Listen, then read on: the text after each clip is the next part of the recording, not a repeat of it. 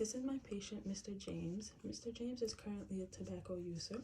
The first step in this process is to first ask the patient about their tobacco use. Hello, Mr. James. Can you please tell me about your experience with tobacco? By asking the patient about their tobacco use, we'll give the patient a chance to explain how they started smoking, reasons that they smoke. It can be due to stress, anxiety, etc. After collecting all the information on why the patient started to smoke, reasons that they smoke, if they ever tried to quit smoking before, the next step in the process would be to advise the patient to stop smoking. During this part, we could explain to the patient the different illness that comes with smoking, for example, like lung cancer, their chances of living longer. After asking and advising the patient, the next step in the process would be to access the patient. During this part, we would try to figure out the patient readiness to quit smoking.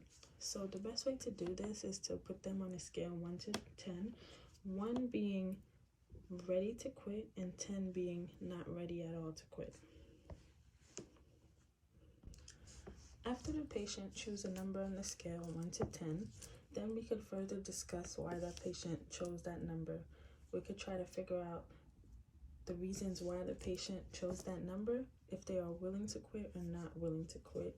And during that time, we could figure out what's holding them back from quitting, either family issues, social issues, anxiety, stress, whatever the patient is going through. That will give us the opportunity to speak about that.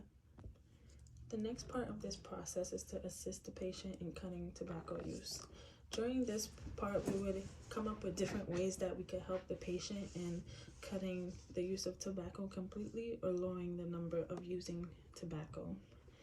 During this process, we can help the patient come up with different ways or alternatives that could help them and better assist them. Also, we could set a quit date for that patient during that time. The last step in this process is to arrange. This means to arrange a time and date for a follow-up meeting after you come up with a plan to help the patient quit using tobacco.